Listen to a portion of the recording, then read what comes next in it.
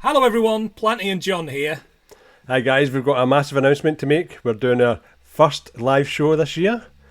What films are we talking about? 2001's Shrek, John. The OG. The OG. R.E. Very good. Yes, indeed. It's an all-ages show at Carlisle Megacon on August 17th, which is Carlisle's premier nerd gathering with over 40 stalls, gaming, cosplay, and really handsome podcasters. Do I have to watch my language then? Nah, it's fine, mate. There'll be other Scottish people there. We'll get subtitles for the English. That's Megacon at Richard Rose Academy, Carlisle, on the 17th of August from 12 noon. It's £5 a ticket, and that includes seeing Beautiful Us. Oh, and my brilliant Scottish accent. Ach, donkey! Aye, right. Jesus Christ. Hi guys, on this show we're looking at Moore, O'Neill, Kaling, Tudyk, Lynch, McBrayer, Silverman, and Reilly. We're looking at 2012's Wreck-It Ralph.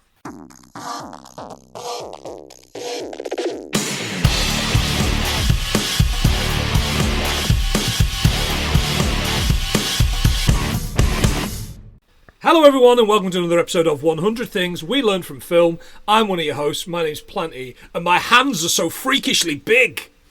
They really are. Hi guys, and I'm the sidekick John, and I'm just here to hold the guns. The gun show, beautiful. The gun show, big man. It's one for the patrons there. So this is 100 Things We Learned from Film. We try and learn 100 things from every film we are doing. We're doing something a little bit special for our patrons this week. We are allowing them in to watch what we are doing. It looks like someone called Rob has joined. I assume that is lovely Rob Jones, but who fucking knows? It could be anybody. Could be any old cunt.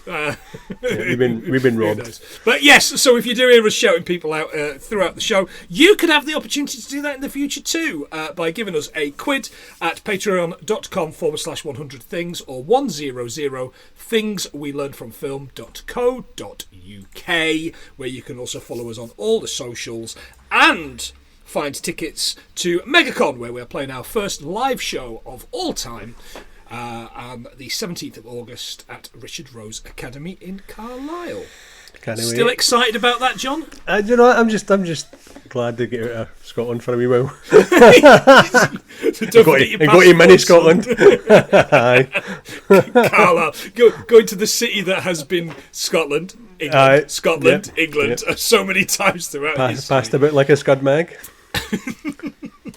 I thought you were going to say passed around like a fine woman. But anyway, moving along very quickly.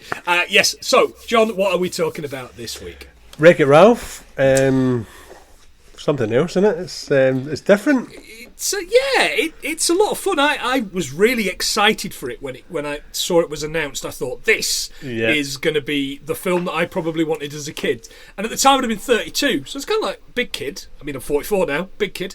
So yeah, I was at the cinema to see this, and I had a great time with it. Really did have a good time with it. Nah, I watched it with my daughters. They loved it, but I was a big gamer anyway, so they didn't get all the older references, but I didn't care. And there's references for everybody in this. There really is. And it's kind of like blink and you miss it. I've watched it twice this week, and there's loads of stuff that I've seen that I don't think I've seen in any of the other viewings that I've done. 2012, 2014, what films, John? Who knows? It's a mystery. There was loads. I had to change it, so this is on your phone. So this is 40. I'm sure that was this is Paul I hated that. Yeah, I hated that. Yeah. Fresh Meat. What's that? God, these are all rubbish. Do you know what? Actually, Prometheus. All right. Okay. Yeah. Let's look at that again in a few years' time. I'll give it another go. And do you know what? I might have been a bit too hasty with my. Yeah, it's got some good people in it. The Iceman, that Michael Shannon. Michael Shannon. He's a creepy bastard in everything. He really is, isn't he? And Savages, which I actually quite liked. Savages. That the it's that Taylor Oliver Stone movie. Aye. God, yeah. like a long time ago. Yeah. And the new James Bond? The new James Bond? The new James Bond? Well, apparently. I think you were going to say there was a new, like, the new James Bond came out that year. Right, okay. Yeah, Aaron Taylor Johnson. Yeah, kick-ass. I'm aware of his work, yeah. Hello to Rachel. Hello to my wife, who's obviously got fuck all better to do downstairs than join us on this thing. Yeah, give me some more money. Anyway, right. Before we do anything, we're going to shout out the patrons. I like to move this about, so we'll do it at the start. Jake, Jen, Adam, Kieran, Maria, Ian, Phil, Dale, Ali, Megan and Gav, Ian at Cult Connections, Gavin and Dan Be There with Belson Podcast, Josh from Super Familiar with the Wilsons Podcast, Mono and Kira at Mono Rants at the Movies, Punk at What the Fuck Do You Want? Hallmark of Greatness Party Weekend is happening this weekend, or last weekend as you listen to this, if you're not a patron. I'm really getting confused on my timelines here. It's like a fucking Marvel MCU. What's going on? We're going to be drinking mead, eating sushi, possibly calling one another cads and bounders. I don't know. And lovely Rob Jones, who we think is here. And it's got a new podcast called Last Exit on Mainstream. Talking this month, John, something that you'd be dead keen on, which is Sylvester Stallone. The work of Sylvester Stallone. The sly guy? The sly... Is that not Dawn Penn's song? Yeah, it's a proper film podcast. I said to him the other day, and he thought I was taking the piss out of him. I was not. And not to forget our friends at Modern Escapism, Oodles, Biggie, Stig, Gadget, and of course Candy, who I'm working on with a special new podcast coming later this year. It's going to be a lot of fun. Okay. Thank you to them. Again, if you want to give us a quid, 100 things you learn from film.co.uk or patreon.com/100 things. Right. Come on, John. We're going to wreck it. Let's do it. So we open with this arcade with the Wreck-It Ralph game. Now, when I first saw this, I was like, am I imagining this? Was this a real game? Because it's so well detailed. It could be Rampage. It looks familiar. I tried to look for comparisons, but I couldn't see it. But Rampage is pretty much what I was thinking of when I saw it. But it doesn't give you any... It gives you everything for the other games that are in here. Except there's only a big monkey in this. There's no big lizard. True. His line, he does this whole kind of introduction thing, so I'll read it. My name's Ralph and I'm a bad guy. Let's see. I'm 9 feet tall, I weigh 643 pounds. I got a bit of a temper on me. My passion bubble's very near the surface, I guess. I'm not going to lie. Anywho, what else? I'm a wrecker. I wreck things professionally. I mean, I'm very good at what I do. Probably the best I know. Thing is, fixing's the name of the game. Literally. Fix It Felix Jr. Fix It Felix Jr.? I'd love to know what Fix It Felix is doing. Felix that Senior. When did he retire? That's my question, I guess. So yeah, naturally, the guy with the name Fix It Felix is the good guy. He's nice enough as good guys go. Definitely fixes stuff really well, but if you got a magic hammer from your father, how hard can it be? If he was a regular contractor, carpenter guy, I guarantee you'd not be able to fix the damage I do so quickly. When Felix does a good job, he gets a medal. But there aren't medals for wrecking stuff. Well, to that I say, ha! And no, there are not. For 30 years I've been doing this, and I've seen a lot of other games come and go. It's sad. Think about those guys. Asteroids, boom, gone. Centipede, who knows where that guy is? I really like the delivery of that. Look, a steady arcade gig's nothing to sneeze at. I'm very lucky. It's just, I've got to say, it becomes kind of hard to love your job when no one seems to like you for doing it. Oh, poor Ralph. And again, I think, listeners, if, like me and Ralph, you're a big fat mess, then, you know, you'd feel that way too. John, I did balk a little bit at the weight of Wreck-It Ralph. I thought that's pretty heavy, even for someone quite as obese as I am. But apparently the ideal weight for a human male is 106 pounds. All right? Right. So Ralph weighs almost 6 men. Jesus. There you go. There's a wrecker. Some size. He is going to wreck it. You better fucking believe it. I love the way the rest of the characters moved in 8-bit apart from him and Felix. Everybody was just... Yeah, they do like a jumping, juddering kind of thing, it's don't quite they? good. Yeah, I did notice that. What's your eyes after a while? Especially when they're dancing as well. It's kind of cute. It's a Disney movie. We missed the beginning bit. It's a Disney movie, John. My fact of the episode is probably my second fact here. So I hope you're sitting down, listeners. Walt Disney held the patent for Technicolor in the 30s so that only he could use it. Really? For 2 years in the 1930s, he held the Fucking Technicolor. hell. I could never knew that. No. Cinderella's castle that we see at the start of all Disney films in Disneyland is only 189 foot tall. It's made to look bigger through forced perspective. The bricks are painted smaller the higher they get. Oh, really? So it looks like you're looking at bricks that are further away. Yeah. These bricks are very small, but these bricks are far away. It's estimated that hungry visitors to Disneyland Resort and Walt Disney World eat more than 1.6 million turkey drumsticks every year. Oh, nice. I never That's got this. nice. Why did they sell turkey drumsticks at Disney? I guess because they're know. easy to cook or something. Prepare Kiev or something like that. That's commie shit, John. Commie shit. I ain't eating commie shit. Pollock shit. I was looking at the design for it. It's the sort of castle is designed. It's based on a German castle, but I was looking to see who actually drew it, because obviously at the beginning it shows you drawing the castle. It was a guy called Herb Heyman. He actually sketched it out back in 1953, right in front of Walt Disney himself, and they pretty much used all his ideas. Well, it's a nice castle, but yeah. Jesus, imagine having to sit in front of your boss and draw the whole thing out. I prefer my castles functional, John. I want a do. moat. I want a keep. You know, I want those little windows where you can fire arrows out of it and not get hit yourself. I want those from my castles. Ramparts. Steamboat Mickey, John, because we start with Steamboat Mickey, don't we, at the beginning of all the movies? Steamboat Willie, mate. Steamboat Mickey, based on Steamboat Willie.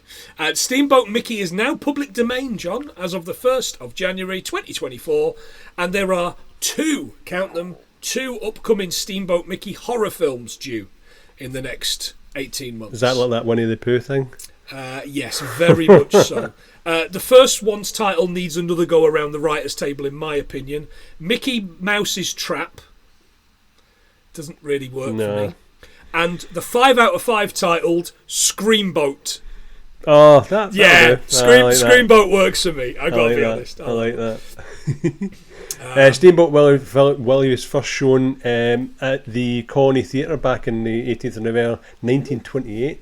1988. Back when you were a lad. Indeed, yeah, I fucking look it. That's for sure. I feel it. That is 100% for sure. We see the busy arcade. Kids are coming and going, and after the arcade's closed, all the games give up for the day. Ryu and Ken go for pints. By the way, yep. You've got to love those lads, haven't you? Aye, the original cast of the OG Street Fighter. Oh right, excellent. Yeah, the OG. It was what are those boys doing now? I guess. They're on their 8th game. But I'm sure I played it, and if I remember right, it was like Double Dragon. Do you remember Double Dragon? I do. Yeah. So it was a bit like that, where you team up and kick shit out of everybody. Yeah. So Ryu is an orphan raised by his master Gauken, apparently, and Ken's full name is Ken Masters. But none of this matters when you're just fireballing the shit out under the Hurricane. Spinning bird kicking the fuck out of Ken. Yeah. Fucking loved it. Me too. Absolutely. Ralph's upset because Felix and the Nicelanders, they live in Niceland. Mum's got a Niceland. They live in the building, and Ralph lives in the dump on this pile of broken bricks. Which, I got to be honest, with my back, I feel like I'm sleeping in this dump full of broken bricks on a regular basis. He's literally got a log that he doesn't even sleep on it. He just takes it with him. Yeah, he carries the log around with him. Is he like the log lady out of Twin Peaks? Ralph wishes he was the good guy, and he's at this Bad Guys Anonymous, by the way. Oh, it's so good, isn't it? With all sorts of really weird characters. There's Bowser, there's a Beholder, there is, American listeners, Dr. Robotnik. Yep. Not Eggman. No. Shove your Eggman up your ass. Shove your Eggman emoji up your ass. There's Vega as well. Did you spot Vega? Vega? I saw M. Bison. No, that's what they call him in Japan.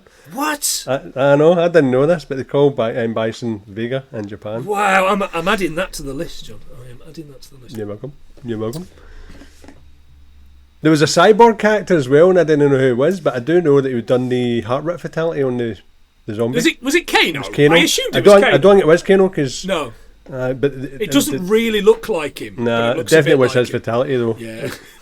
Zombies say good, bad. What matters is what is in here. It's so good, very isn't it? Cute. There's a bit where Blinky goes, "Zombie, don't forget your hatchets," but they seem to be attached to his arm. His hand, He just I goes, know. raises them up as he leaves. It's really sweet. We meet Zangief, of course, who is a very bad guy. You are bad guy, but this does not mean you are bad guy. And I was like, oh, that's very, yes. I remember that bit from the trailer. Ralph says it's the 30th anniversary of their game, and he wants to be the good guy. And they ask, are you going to go turbo? I was like, I wonder what going turbo is. We're going to learn, that's for sure. Yep. So, 30th anniversary of the game, 2012, means that the original game was released in 1982. 82, yeah. Games that came out in 82. Ralph is the same age as Dig Dug, which is a great game. Mr. Do, which I loved. I must have put pounds upon pounds in the arcade on Mr. Do. Pole Position and Ms. Pac-Man. Ms. Pac-Man. Was Qbert now in 1982? Oh, it could well have been. I didn't get that one on my list. Pounds and pounds. You only had bloody put in 20 pence or something back in the day. 10p at a time, yeah. But I'm saying I must have just fired in pound after pound after pound into that. God. Clyde is the ghost who is hosting from Pac-Man, and he says they can't change who they are. As they all leave, it's the Pac-Man board, and this little 8-bit Ralph grabs a cherry, which I kind of liked. Gets out. The use of... I looked into this because I wondered why... Because fruit was always kind of important in those early games. Yeah. Like things like Dig Dug and Mr. Do and Pac-Man. You always got fruit, like cherries and whatever. Bibble Bobble? Yeah, yes, and New Zealand Story and stuff like that. And I wondered what the background was. Couldn't find a thing on that, but what I did find was quite interesting. The use of fruits in slot machines began in the early 1900s when cash-paying slot machines were banned or restricted in various cities across America due to gambling concerns. To mitigate this issue and avoid the discontinuation of slot machines altogether, the industry novelty company created slot machines that dispensed chewing gum instead of money. Oh, nice. Yeah. So the reels are made to display fruit symbols representing the gum's flavour, including watermelons, grapes and cherries. So if a player lined up cherries, they could receive a cherry-flavoured gum. That was good. That's good, isn't it? Well interesting. Pac-Man John Puckman in Japan. Because he looks like a puck, not a pack. I guess. But they didn't want it to be called Puckman in America because it could easily be Fuckman. They could be mess about with the picture to make it Fuckman. Absolutely. Namco installed the first machine in a movie theatre in Shibuya, Tokyo, on the 22nd of May, 1980. Shibuya, you say? Absolutely. And Pac-Man board game from 1982, which I had and loved as a kid. You got your own little Pac-Man, and you have to get the marbles around the thing, and whoever gets the most marbles gets points. Win. $22.99 second hand on eBay. I'll stick with Ludo. Listeners, if you love me, you will buy it. You'll be waiting. As he's leaving, he heads into General Game Central Station, which connects all the games. Yep. At Central, he's picked up by security, and you see all these other beautiful little game characters in this bit. Oh, there's loads. It's really good. Qbert's machine's been switched off, which just made me feel sad, really. And they need food. There's him and the snakes from the levels as well. Aye. But you see Chun-Li walking about as well. Chun-Li, did you spot Lara Chun-Li? Croft. I did see Lara Croft, and I wrote it down on my notes, and then I didn't do any research into it, because I just thought triangle boobs in it. I just looked at this scene when she was first appeared, and it was 1996, but it just it was a lifetime ago. Yeah, she's triangular boobs. She's from Derby, Lara Croft. She was created in Derby. There you go. I can tell you that fact. Yeah, I knew that. Yeah, there's a road in Derby on the Ring Road called Lara Croft Way. No way. There really is. Listeners, I am not making this up. John is looking at me like I'm chatting shit, and I know this is the podcast where I could probably get away with chatting shit quite regularly, and I do. But this is true. Lara Croft Way. Yeah. Right beside Croft Manor. Absolutely. I tell you who I did spot here. We get this little bit of story from Sonic the Hedgehog, giving you kind of the PSA about the fact that if you die in another game, you die forever. You know, you don't respawn. Has he always been a smug git, Sonic? No. Just stick to running fast, you fucking arsehole. Yeah, right. You don't get that from Mario, do you? Because Mario's a stoner. You get any of that. So he gives them the cherry to Qbert, and he carries on into his game. I love the fact that they have these little tiny trains, like little kind of like little funicular railway type trains. They're really sweet, yeah. Back in the game, the Nicelanders are having a 30th party. Celebration by Kool and the Gang is playing, John. Tell me more. I will. 1980, massive everywhere, so I'm just going to do the number ones. Canada A, New Zealand present, and USA. Covered by Kylie, John, in 1992. Didn't even make it into the top 20 in the I was going to say that. I didn't even. Yeah, I had no idea it was a thing. No. Inducted into the Grammy Hall of Fame in 2016. 2016. Right. There you go. Lifetime ago. Yeah, well, might as well have been. He looks up and he picks up these bottles, doesn't he, from the tip to see, and he's looking through these bottles. That's a good technique, isn't it? Oh, Pac-Man, that cherry chasing is a good line. Ralph arrives and everyone panics because he's going to wreck the party, because that's in his name. Felix talks to him, but he doesn't want to let him in. But Ralph says, "Oh, you're having cake? I've heard about cake, but I've never had any. They don't tend to throw it out, so I've never had it," which I quite liked. And I also didn't like, because it's sad, and I like cake. I know, but... Felix lets him in because he's a good lad. Ralph, of course, breaks the stairs and the ceiling, and there's a cake with everyone on top of the building, like in the game, except Ralph's in the mud. Gene and Ralph argue about the placement of Ralph's little guy and the fact he'll never get a medal. Ralph smashes the cake with his massive fists and tells everyone he's going to win a medal. Storms out. See, I looked at I couldn't find it, but see, the splatters were in shape of a creature, but I couldn't get it. I saw I thought the splatters all went 8-bit, but I could be wrong. Aye, the splatters were 8-bit, but they were 8-bit of a character from a game, but I couldn't find out what one it was. Oh, nice one. Good spot. Oh, hello, Joe. Hello, Joe. Joe from Hallmark of Greatness has joined us. Fantastic. This probably makes for rubbish listening if you're listening on Spotify on a Monday morning. Anyway, it is what it is. Give us a quid and you can get involved. And push back time? Question mark? Who knows? Right. So... he's in Tappers asking where will he get a medal, and he sends him to look through the lost and found. God, aye. Tappers is a real game. I didn't think it was, but it was controversial in its day because parents got into the mainstream and parents were worried that their kids would start drinking. Sounds good to me. I'm alright with it. 1983 game, John, by Marvin Glass and Associates. Oh, it's good name for a band. That write it down. It sounds like the Mob. The Associates. Yeah, don't upset them.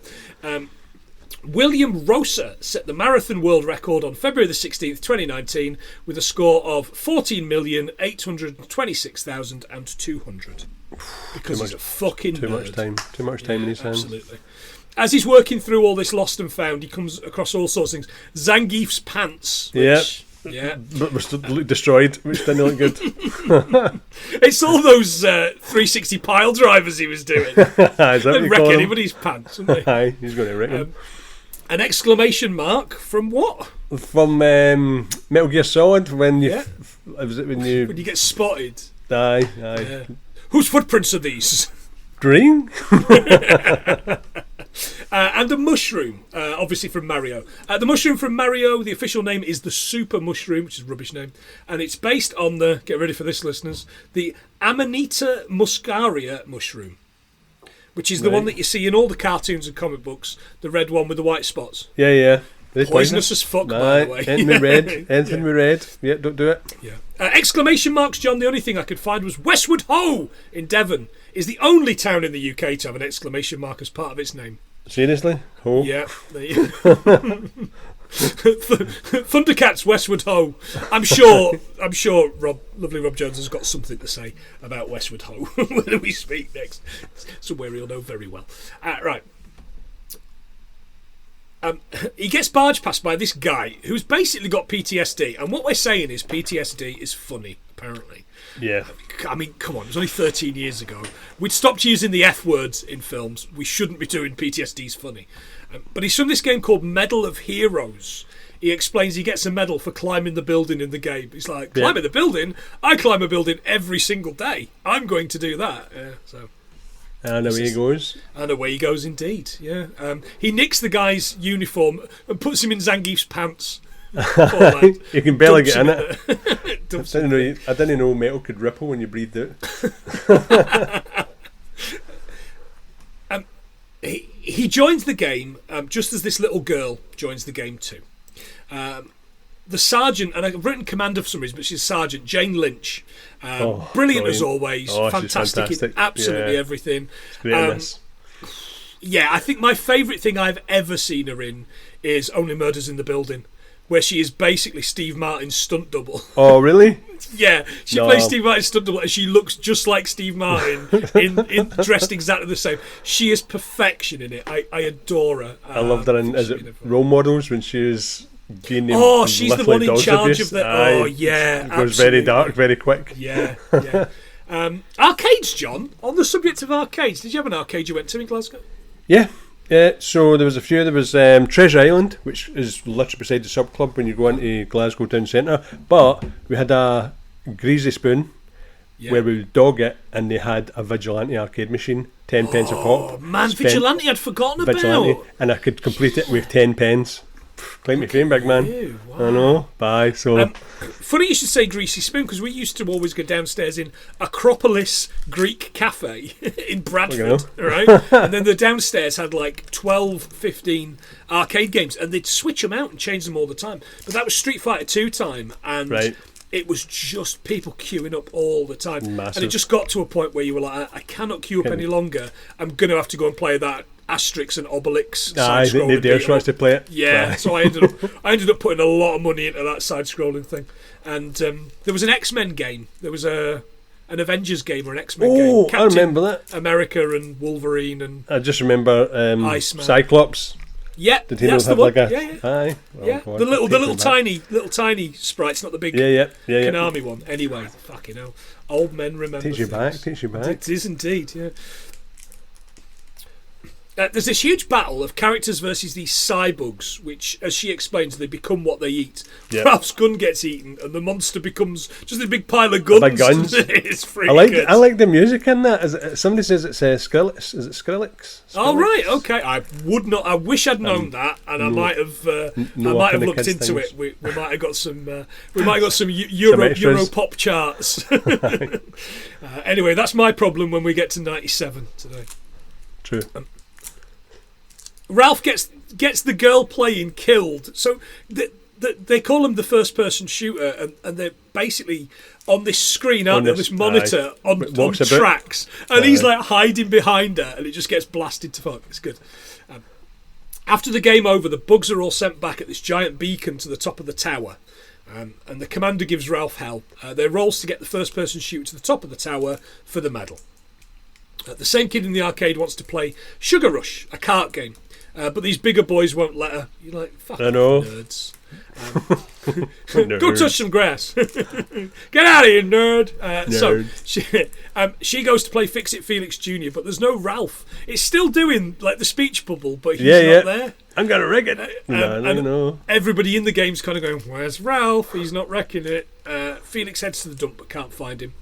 The owner places an out of order sticker on, which is apparently the worst thing that can happen to games. Exactly. It's like that bit in Toy Story, where toys get lost or something like that. That's the worst thing that can happen to them. Oh, don't. On the third one, I nearly lost it. Of course you did. Ed O'Neill, Al Bundy was the owner. Was he really? Oh, what a spot. Well done. Fantastic. Oh, G-Peg. I didn't notice because there was no toilet next to the sofa. And he didn't put his hand in his pants. He wasn't selling shoes. Heroes Duty was based on Call of Duties as well. Call of Duty, Gears of War and Metroid. All right. Okay. Good stuff. Duty.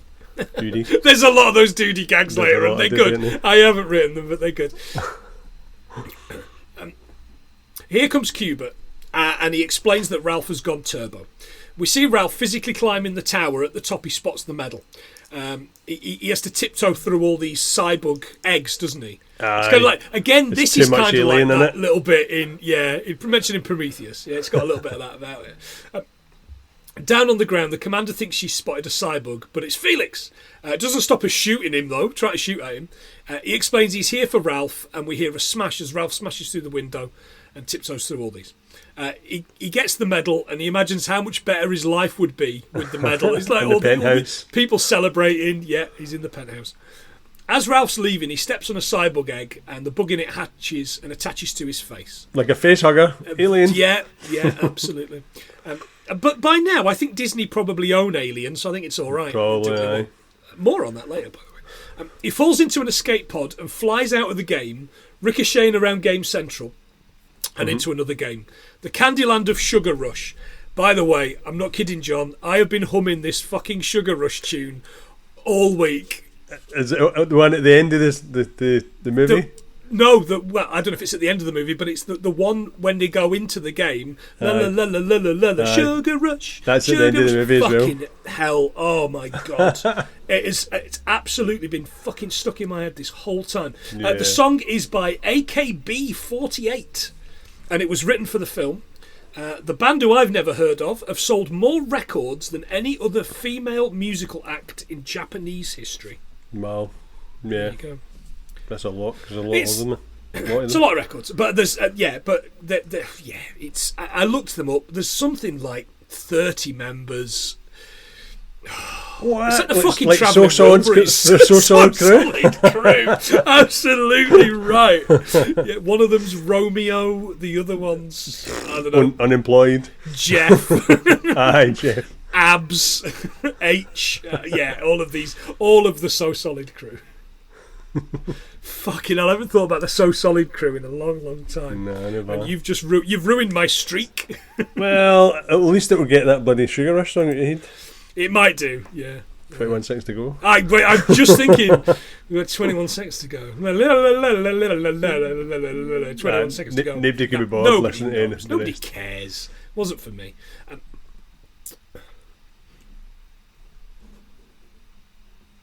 So he flies out into Sugar Rush, and as he lands, he and the bug get ejector seated out. Yep. He lands in a tree, but the bug ends up sinking into a pool of candy goo. Candy, yep. So the assumption is that it's dead. It looks like every level on Mario Kart now, doesn't it? It does. Yeah, funky 100%. Candy places. Real life ejector seats, John. A bungee-assisted escape from an aircraft took place in 1910, and in 1916, Everard Calthrop, surely not a real name, an early inventor of parachutes, patented an ejector seat using compressed air. Nice. I'm glad they done it the proper way instead of being bungee rope.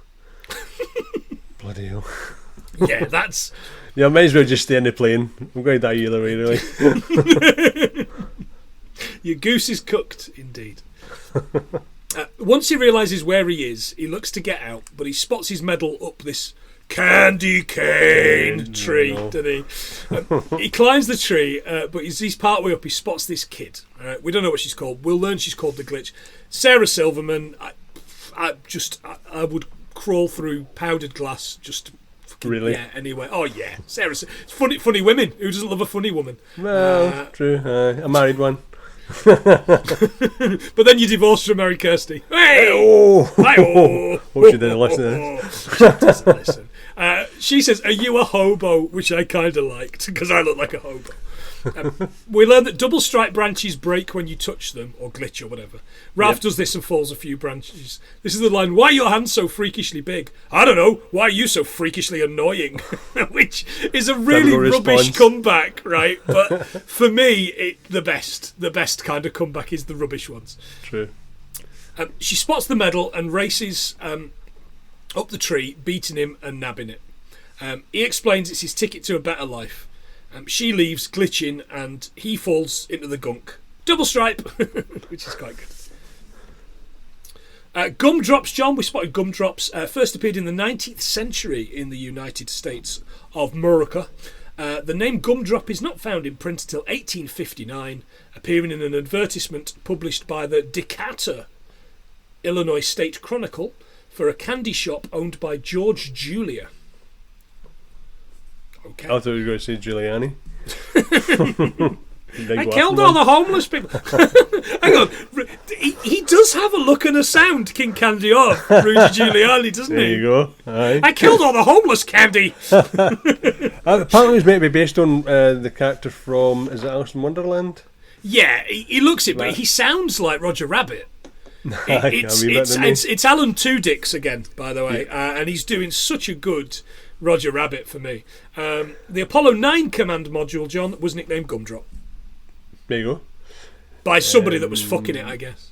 Do you want to know about cupcakes? I would love to know. Cupcakes are my favourite subject. So we've done cupcakes before, but I looked up the biggest cupcake.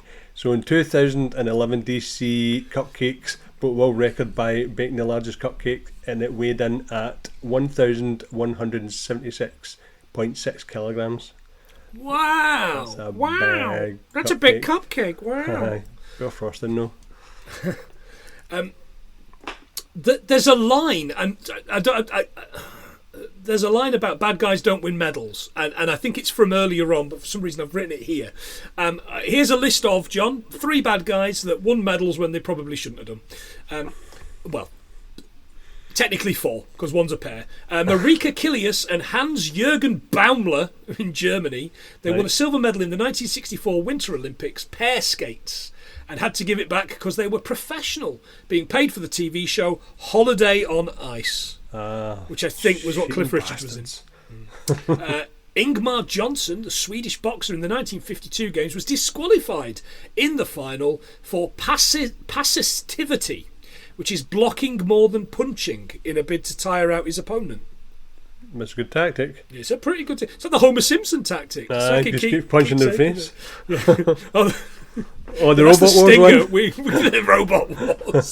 That's a stinger. We can't use that one anymore. Ara Abrahamian was an Armenian-Swedish wrestler who competed in the 2008 Beijing Summer Olympics. After disputing the judge's ruling during a semi-final match, he won a bronze medal, but took it off during the ceremony, placed it on the mat and left. The International Olympics Committee then stripped him of the medal and banned him for life. What? Because they're a bunch of fragile, egoed arseholes, I assume. Good luck taking away our Biggie Awards, eh, John? Oh, I know. Right. That's for life. Biggie for life. Biggie for life, yo. The Sergeant and Felix head to Sugar Rush. She says cyborgs only know how to eat, consume. They'll hop from game to game until this whole arcade is one smoking hole. As she leaves, a second-in-command explains her backstory is the most tragic that there is. So good, isn't it? She didn't do a perimeter check on her wedding day, and we see her in the church with her obviously husband-to-be. And this thing flies through the window, just fucking eats her husband. It's really gruesome, actually. It's pretty bad. Felix heads into Sugar Rush with her. She explains if you die out of your game, you die forever. Yeah, we know. That fucking prick Sonic told us earlier on.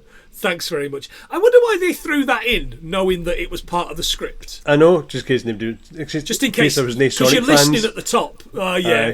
They had to get Sonic to say something fucking PSA. Because that comic, that cartoon show, I was too old for, but Sonic always did like a PSA at the end of that, didn't he? Aye. Don't be a cunt to your mum and dad, because they can always disown you. Or something. Like He-Man. He-Man didn't know. No, kids. And he liked that bloody Jap's eye. He did, guy, his wee old pal. He used to date as well. I mean...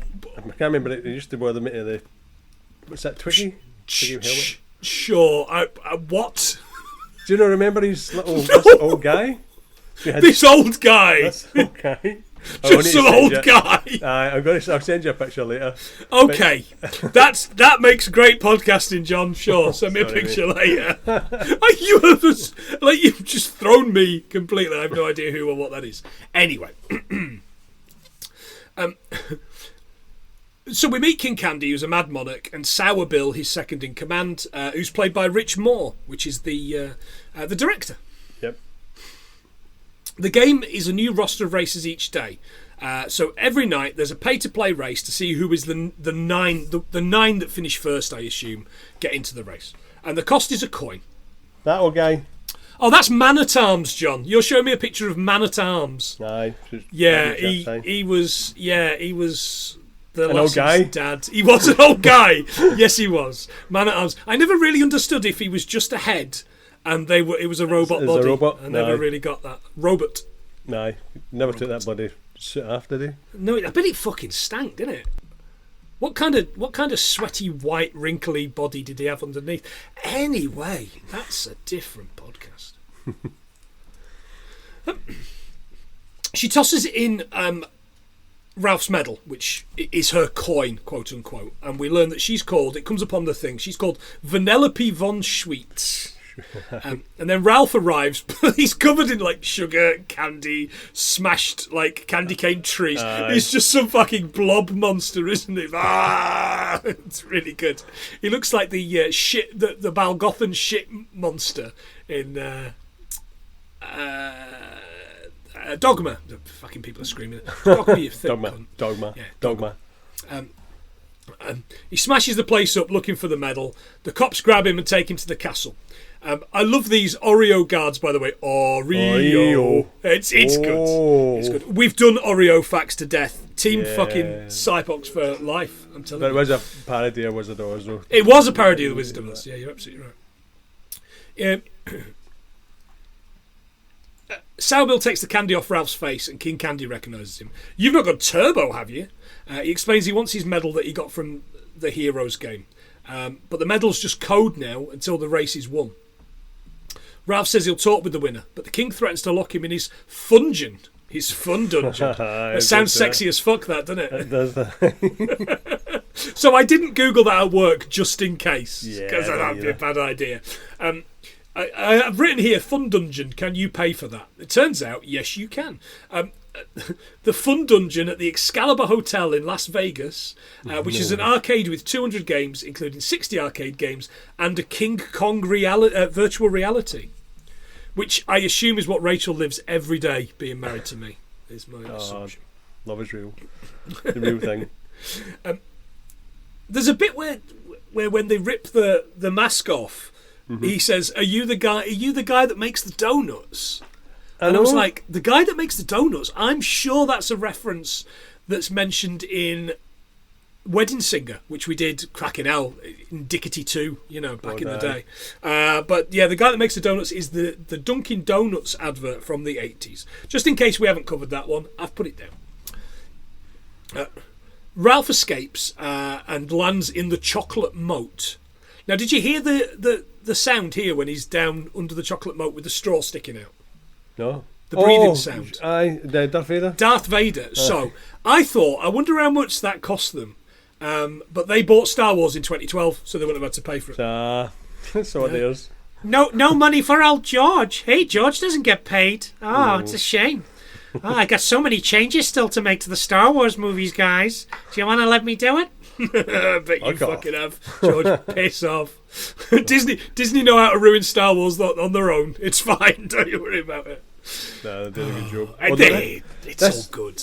I'm looking at my notes here. It just says this was the 55th Disney film, but it just seems as if there was an awful lot. I'm sure they meant animated, because at that point they must have had loads and loads. Oh yeah, it doesn't count like fucking Blackbeard's the fucking weird beard ones. or whatever it's called. Do you know what I mean? And Pete's Dragon.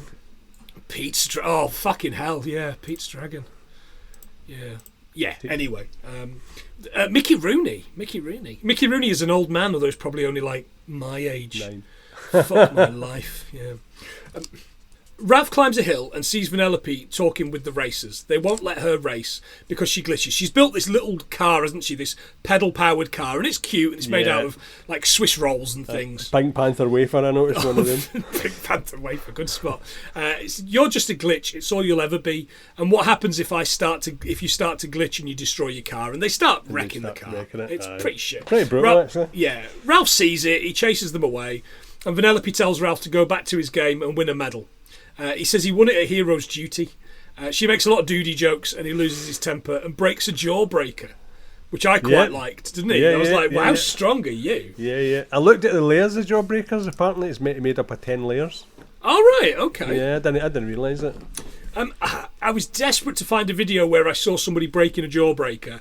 I assume there must be one somewhere, but I got stuck in fucking stories. How much pressure to break a jawbreaker? Allegedly £200 per square inch. I couldn't find anything that proved any video that proved it though, but I'm still going to write it down. I did learn that an alligator has 3,700 pounds per square inch in its jaws. So theoretically, you could give it a big pile of jawbreakers, and it would be like. It'll do a couple. Yeah, absolutely. Do a couple. It takes 4 days to create. It must have been back then, but 4 days to create them because they had to create the layers. Yeah, well, yeah, and the way that they make them is in a pan, a spherical copper kettle that constantly rotates over a gas flame. It shapes the sugar and other ingredients into a ball. The Ferropan Candy Company, try saying that 20 times after alcohol-free beer, made the Jawbreaker famous in 1919. In the year 2424. 19. I used to see the ones that were really, was it cinnamon, so they burnt your mouth. You got them in packs of 3, didn't you? And they were red. And there was green ones that were sour, I think. Yep. Fuck, I remember those. They were like called the original Jawbreaker or something. Aye, but the thing was called Devil something. I'll need to look it up, but I fucking love it. Yeah, like when we had friends went to America, they came back and bought those cinnamon, the big red cinnamon sweets, which burn your mouth for like 30 seconds and then just taste it goes all really nice. Yeah, another one. Vanellope tells Ralph to go back to his game and win a medal. He says he won it at Heroes Duty, as we've said. She offers to get his medal back if he helps her build the car and wins. Meanwhile, Felix and Callahan find Ralph's crashed pod and follow the wreckage, and Felix explains what going turbo means. Turbo Time was a popular 8-bit racer, and when Road Blasters came out, by the way, do you remember Road Blasters? Yeah. He tried to ruin it by going into the game. He put both games and himself out of order, and that's why they have to get Ralph, or the same will happen. They land in what I thought was one of my favourite gags, Ness Quicksand. Yeah. I like that. Felix starts to freak out. Callahan slaps him. We discover there's Laffy Taffy above them that drops down when they laugh. So Felix asks her to beat him, and the vines drop far enough, and Felix grabs one and pulls himself to safety. There's this bit where he fixes up his face time after time, doesn't he? Hitting himself with the hammer. It's quite good. Although I was always concerned from seeing this for the first time, how many kids went away and hit themselves with hammers. Just at work. Yeah. Or throw himself into a Ness quicksand to see if Laffy Taffy would come in and save them. Probably didn't work. No, it probably doesn't. Did you know that Nesquik was called Nestle Quick? When it was created in 1948. Right. But up until 1999, it was called Nestle Quick. There's a bit of myth on it. It just doesn't work, does it? No, Nestle Quick. Yeah. They have a moment. Callahan shoots the air. Enough of the Goo eyes. She loses the signal of the bug, but Felix agrees to fix the pod. You'd want to have Felix around, wouldn't you? Oh, God, he'd fix it on a regular basis. Mm-hmm. Yeah, absolutely. How can he mend a broken heart? There's a song there somewhere, John. Let's do some game facts. Go back to some game facts. We mentioned Asteroids earlier on. It's a 1979 game by Atari. Who else? Yep. Mm-hmm. And sold 47,840 upright cabinets and 8,725 cocktail cabinets, which I'd never heard was the name for those ones where you sit across from the your bench pal, one, and it's on a bench. Yeah, they're called cocktail cabinets. I didn't even know that. No. There's another fact there. Yeah, I loved that. I thought it was great. On November 13th, 1982, this is where it gets a bit sad. Scott Safran of Cherry Hill, New Jersey, was I don't want to wait for our lives to be over. It sounds like something from a TV show, doesn't it? Cherry Hill, The OC. Don't go Dawson. One Tree Hill, Dawson's Creek. Set a new record at 41,336,440 points. In 1998, to congratulate Safran on his accomplishment, the Twin Galaxies Intergalactic Scoreboard searched for him for 4 years until 2002, when it was discovered that he died in an accident in 1989. Oh, man. But, good news, sweet news, in a ceremony in Philadelphia on April the 27th, 2002, Walter Day of Twin Galaxies presented an award to the surviving members of his family, commemorating his achievement. How sweet was that? That's good, isn't it? Oh, Aaron from Z1's here. Hello, Aaron. How you doing, mate? Already done the patron shout-out. Think I might have missed you. That's not very good. Listen to Z1 podcast. It's dead good. There you go. You got your quids worth. Fuck. Sorry about that. Yeah, we're just talking about on April the 5th, 2010, John McAllister broke Safran's record with a high score of 41,838,740 in a 58-hour internet live stream. Jesus. Because he's a heartless prick and doesn't care about a dead kid's record. That's Prove us wrong, John McAllister. Prove us wrong. It's just a long time to be playing games, isn't it? 58 hours. Like, I mean, to be honest, when you get sucked in, you know, you tend to from time to time. Okay, back to the movie. Vanellope and Ralph break into the cart making plant, and it's this mini game where you bake a cart. I really quite liked this.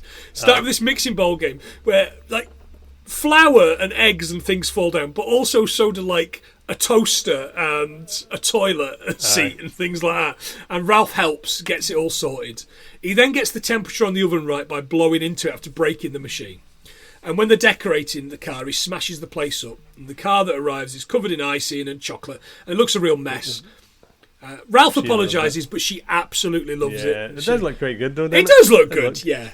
I was reading up on that, and apparently it was meant to be a big extended scene whereby they had to go into each stage of the game and get like a steering wheel and stuff like that, but then it just broke it all down to the factory. Yeah, because it's 105 minutes long. It's long enough. 105. It doesn't need to be longer. Watching them going through all this. It doesn't. That worked for me. Just then they get busted by the cops and King Candy.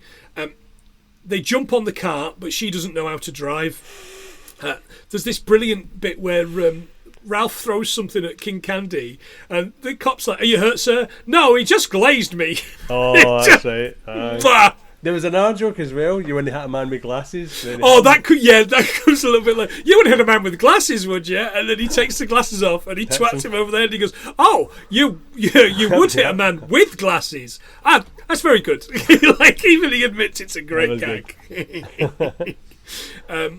It's just such a. I think Alan Tudyk's is the winner in this. Oh, yeah, without a doubt. He really is probably the best thing in it, and it's a real shame that we don't get him in the second one. In fact, I don't remember a second of the second film. I know I've seen it, but I don't remember a frame of it. You're kidding? Is there another one? Yeah, Ralph breaks the internet. Oh, I've never seen that. Have you not seen? No, yeah. Apparently, it's not got the heart of the first one. Yeah, the place gets Wi-Fi and all the games get connected. I don't know how you would connect. Don't ask. I don't know. I've seen it. They escape by driving through this glitch in a wall, and we see it's this mountain with the hot cola lake with the Mentos stalactites or stalagmites. You've got to have a system. Exactly. Where is that guy? Where is Harry Hill? Ralph is saddened by this. She tells us she sleeps alone. She can't leave the game because glitches cannot leave their games. Ralph's saddened by this and makes her a track to learn on, doesn't he? Banging the thing. Bangs one out. He certainly does. Bangs a track out indeed.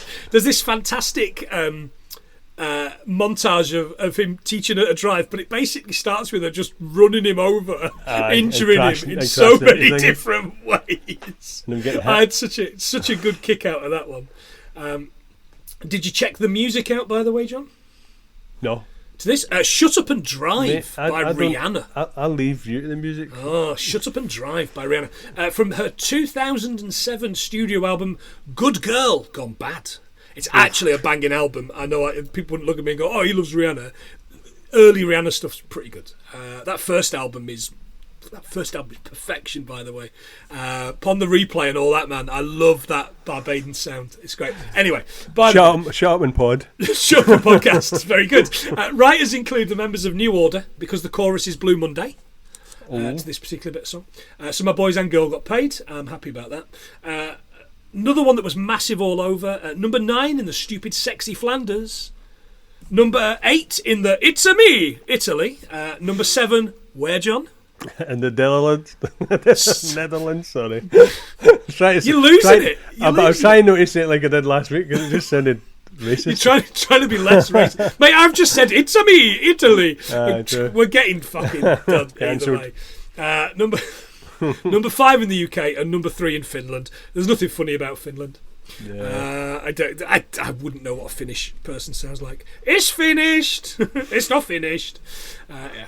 Anyway, at the end, she's very good at driving because, as she said, driving's in my code. And I thought that's kind of sweet. She jumps a ramp and causes Mentos to fall into the cola, which almost kills Ralph, by the way. It really does. She almost gets him fucking blammoed well and truly here. He tells her that he believes she has a chance. Back at Candy's castle, Candy heads into the back of the game using an NES controller, by the way, John. Did you see the code that he put in? I did, the Konami code. Yeah, the Konami code. Do you know it off the top of your head? I've got it written down, so I'm cheating. Hang on. Up, down, left, right. AB? Oh, BA. I pity the fool who get that one wrong. I used to use it. Is it Contra? Well There was a few games I used it. Yeah, there was quite a few, yeah. He looks like he's going into fucking Cerebro from X-Men, by the way, when he goes into this thing, doesn't he? It really does, doesn't he? He grabs the medal from the winner's cup and puts it in his own code, giving him a medal around his neck. It's pretty cool. Yeah. When he leaves, we see that Vanellope von Sweets has her own code piece, but instead of it being in the main bit, it's kind of floating off isolated. And sparking at the side. So we don't know what he's done there. Back in the escape craft, Felix has it for Callahan. He's like looking at her and he's like, "You're a dynamite gal." By the way, Jack McBrayer's good in everything, but he's just the same guy in everything, isn't he? Pretty much. He's just Jack McBrayer. I would love to see him in something where he's like some sort of murderous fucking homicidal maniac. I like them in good. Forgetting Sarah Marshall because of the sex thing. He was really awkward about the sex. Yes, he is. Yeah, he is. Weird. We're due a rewatch of 30 Rock, by the way. Rachel's never seen it. And I think I've got to watch 30 Rock again from the start. We're currently watching Brooklyn Nine-Nine, which I know you'd be well into, John, because I know you like Brooklyn Nine-Nine from the start, and it's just so easy to watch. It's great, so easy. It flies by. And it's just put it on while you have your tea, so you don't have to talk to one another at the end of the day. Apparently, I need to get better at that. I need to get better at ignoring my wife. Apparently, must I have it? She's ignoring you. She's not ignoring. I know she. Yeah. I'm sick of his fucking voice. This is the only time I get time to sit and watch my murdered white women programs. Yeah, because she can get away with killing you. Well, can you say I'm sleeping with the enemy? She has flashbacks to her husband saying exactly the same. She kicks him out at the castle. Felix knocks on the door, and Sour Bill basically drops him down a trapdoor with Boney and welcome. Willie Rushton doing the narration. Willie Rushton, I mentioned him in the car the other day, and Rachel was like, "I don't know who that is." I was like, "You don't know who Willie Rushton is?" I was like, "He only died about 5 years ago." Willie Rushton died like 97. In fact, he's been dead. Dead. It felt like yesterday. He's been dead your children's entire lives, and then some, John. Your almost adult children's entire lives. Anyway. References for nobody except those 3 blokes that are on listening at the moment who know exactly what I'm talking about. Sugar Rushton. Heading to the race, Ralph tells Vanellope she'll do great because she's adorable and a winner. She realises she forgot something and heads back in. Just then the king arrives. Ralph chases him down. This is the pair of NHS specs bit. And the king shows Ralph his medal and explains that Ven can't be allowed to race because she's a glitch. If the players see a glitch, it'll get the game shut down. And all of the characters chased out. All but Vanellope, because as we know, John, a glitch can't leave the game. Yep. Ralph takes a medal and Ven arrives. She's baked him this medal. It's really cute, and it's like a heart, and it says stink brain. And I was like, oh, that's cute. And then she flips it over and it says, "You're my hero." And I was like, oh, that's lovely. He tells her she can't race. She spots the real medal in his shirt. "You ratted me out." Ralph puts her up on this lollipop tree so she can't get away, and basically just smashes up her cart. It's pretty brutal as well, isn't it? This bit was really sad for me. This bit really, your story moved me. You really are a bad guy, and she runs off. I assume she's off to get a tactical bow and arrow to shoot him dead. we need to talk about Vanellope, maybe? Nice. But nice. Thanks. Finally referencing a highbrow film. Just call me Rob Jones. Taking his medal, he goes back to his game. Jean tells him that everybody left. The plug's being pulled in the morning. Ralph said this isn't what he wanted. He was sick of sleeping alone in the garbage. He throws his medal at the screen, and the out of order sign falls off slightly to reveal the arcade and the Sugar Rush machine. And on the side of the game is Penelope. That's right. Help! Ralph heads back into Sugar Rush and tortures Sour Bill by putting him in his mouth.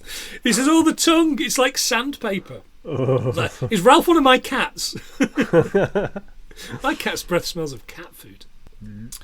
He puts him fully in his mouth, which is either really gross or really sexy. I'm not entirely sure. Yeah, I can't quite figure it out. Bill explains he's not a glitch, but that she's not a glitch. The king wants to stop her racing because if she finishes the race, she won't be a glitch anymore. Also, that he's locked up all of the people's memories. Meanwhile, Felix is trying to get out of the jail. He does a Ralph impression, "I'm going to wreck it," and hits the bars, doesn't he? And they become twice as wide and massive. And it's a cute moment. Then Ralph comes barreling through the wall, and Felix tells him off. He hates being the guy that's wrecked everything. And Ralph explains this is how he feels every day. That's quite good. Another touching moment. They smash through into the other cell where the glitch is chained up. She makes him admit he's a stink brain, the stinkiest brain ever. She's such a little kid thing. And at the track, the random roster race starts, and here come the glitch, Ralph and Felix on her cart. Felix has fixed it. Yeah. The race, as you'd expect, has got loads of sweet-related power-ups and traps, including an ice cream cannon. And when someone gets shot by the ice cream cannon, the announcer goes, "A la mode." And I was like, I know what a la mode means. It means with ice cream. And then I googled a la mode, and it turns it. I done it as well. I thought the exact same as you. Yeah. What did you get? I got in the modern style. And I got fashionable in French. Yeah, French for in the modern style. So only in America does it mean with ice cream. Why, John? La mode. Why must Americans lie to us? I know. But arguably, the thing I read was saying it is the modern style of serving pie. So, come on with ice cream. Okay, yeah, it's a bit of a stretch, but it was an American thing. You know they can't spell colour, right? Shut up and go back to your aluminium siding. Jesus. Hit the tarmac. I said kiss my asphalt. Jesus. She glitches past the mean girls that smashed her original car and she's into second. And that's when the ground erupts with all the cybugs, and Callahan ushers the Sweetland people away to Game Central. Meanwhile, Vanellope and the King are jostling for first. We can see this on the Jumbotron, but we can also see the King glitching, and we see that he glitches. He's who? Turbo. He refuses to see her ruin the game for him. Just as he's about to ram her into a wall, she glitches to save herself. Yep. The King manages to get swallowed by this huge cybug, and you're like, well, that's the end of that chapter. Yep. Before Vanellope can cross the finish line, she gets cybugged off the track herself, and then the bugs all eat the finish line. So they had to leave the game. The only one that can't, of course, is Vanellope. It's almost like there's a barrier in front of her that she can't make it. Force field. Yeah. She tells Ralph to go, but instead he heads off to the Cola Mountain and starts smashing the top of it, making all the Mentos fall. But not before the King shows up, and now he's this massive it-type fucking insect bug thing, isn't he? Fucking huge. He's the end boss. He is the end boss. They have a battle, and he sprouts wings and carries Ralph really high up into the air. And they watch the bugs get closer to Vanellope. Ralph breaks free and just basically free falls onto the mountaintop, causing all the Mentos to fall. And he saying his monologue, though, didn't he? His he does, yeah, I'm a bad guy, and that's all right. Yeah. As he's about to hit the cola, Vanellope jumps the ramp inside and rescues him in the cart. This causes the mountain to erupt, and the bugs all fly into it, like the bug zapper from the start, including the King. He's like, "Why are you all going that way? Why are you all going?" "Oh, it's so beautiful." It's so beautiful. It's like the bit out of Bug's Life. Yeah. Back at the finish line, Felix has fixed it, and as Vanellope goes over the line, the whole game's fixed, and we learn she's a princess. No, he's a princess. Not Felix. They're a princess. That she's a princess. Everyone remembers, and the mean girls apologise, only for her to threaten to have them executed. Which I was kind of like, that's a dark turn. It's like, yeah, not really. I don't want to be royalty. I believe in a constitution. I'll be president. Yeah, which is cute. She offers Ralph his own wing in the castle, but he has a very important job in his game, of course. When he gets there, the people are much nicer. He says he's telling the story like everyone's much nicer. We even got the characters from the games that they shut off for the bonus level, and we've never been more popular. There's like a Qbert and all that kind of stuff, but that doesn't work for me because previously we've seen that when other characters are in other games, they shut it down. Yeah. Al Bundy needs to get it fucking straight, doesn't he? True that. To sort it out. Ralph says his favourite bit of the day is getting thrown off the roof because when he gets lifted up by the people, he can see Sugar Rush and Vanellope racing and winning. And the kids love her, glitch and all. And that's it. And that's the movie. And it was very sweet and a lot of fun. Apart from Felix getting married. Oh shit! I missed Felix getting married. Yeah. He got married to Jane Lynch's character, and they lived happily ever after. I assume. There'd be some.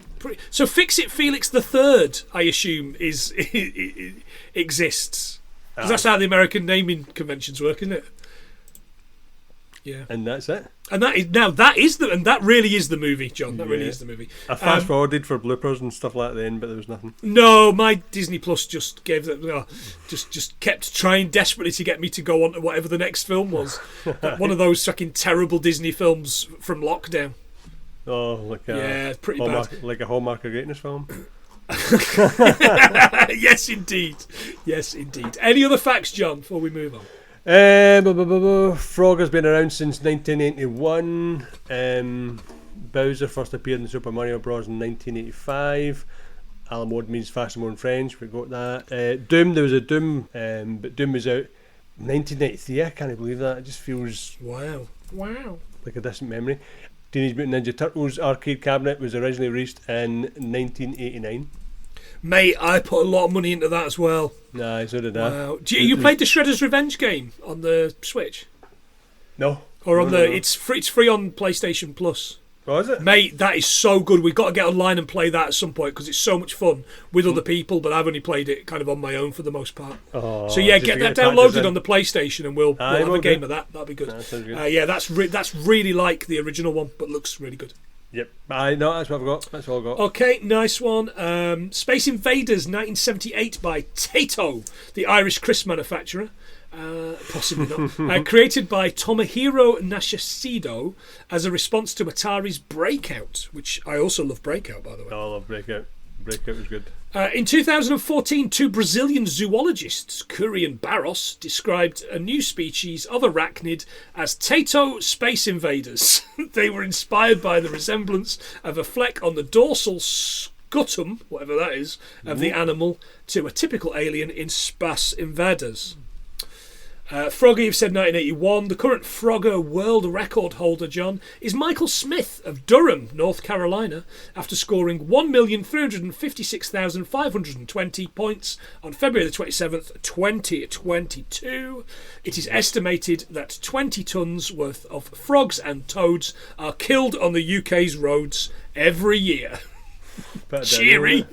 I know. What way to end the show? Yes, pretty much, and I think that probably is. And we're going to end it. What does retro mean? Imitating a style of the past. There you go. That is us, John. While I top them up, do you want to tell us how you think we've got on? 96. Oh, John, 88. Hey! 88. Not bad. What a year. Not bad, considering. What a year. What a year indeed. But it certainly seemed to have all the cast out of bloody Street Fighter, isn't it, which I did notice? Yeah. Well, why did they pick on? So they picked on Street Fighter, and there was something else. It's really about who they can get, which games companies they can get buy-in from, isn't it? So there was a fair bit of Atari, there was a fair bit of Konami. So it's who they get buy. It's who they'll just go give us how much for a job lot of your characters. Say quite a few Sega characters as well. They've just gone have that. But notice there was no Nintendo characters. Or anybody for Splatterhouse. That's a bit of a waste. Indeed. I didn't spot a single one of the Ikari not warriors. Not one zombie and maybe a machete. I love that fucking game. Nice. Okay. Right, listeners, if you like what we do, give us a quid and you can join us. The Patreon thing seems to be a bit of a semi-success, so thanks very much, lads, for sticking with us. The ones that have. Fuck you to anybody that didn't. But yeah, if you want to join us, we'll do this. We'll try and do this once a month. Is have the patrons on. I'm sure it'll only affect our downloads badly, so why not? But the guys have paid for it, and we like to try and offer you some extra bits and pieces. So again, that's 100 things we learned from film.co.uk or patreon.com/100 things. Good stuff. Fantastic message from Aaron in the chat as well. Cheers, pal. Really appreciate it. Again, live show happening on the 17th of August at Carlisle Megacon. If you want to join us there, it's going to be £5 a ticket. That will get you into Megacon for all of the bits and pieces that are there. Loads of stalls, loads of cosplay, some wrestling and all sorts of bits and pieces. And we're going to be there talking about Shrek as well. And trying to sell hats. We've got a job lot of hats to sell, which I wasn't going to mention until next week. If you want to buy a cap, give us a message. I will drop something out on the socials shortly, so you can see where those are. We will send them out, but we'd much rather you were local. So come to the show and buy one. It'll be really, really good. John, anything more to say to the lovely listeners? Well, as a time of recording, happy birthday to Josh. Sorry, mate. Oh yeah. Josh Wilson's birthday. I forgot about that, but what a beautiful lad. And just to let you know that as much as I hate travelling that distance, I can't wait to go to Carlisle, and I hope I see a lot of you in there, because it's got to be a laugh. I think it's got to be a laugh. Yeah, I'm surprised at how many people have come out and said they're going to be joining us already. Yeah. So that's quite interesting. Now we'll see if people still feel that way in the heat of the summer. A lot of people have seen the advert and says, "How thick are your glasses? Can you see the lottery winning tickets?" you wouldn't hit a guy with glasses.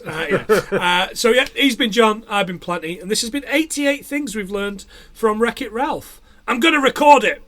See ya. See you guys.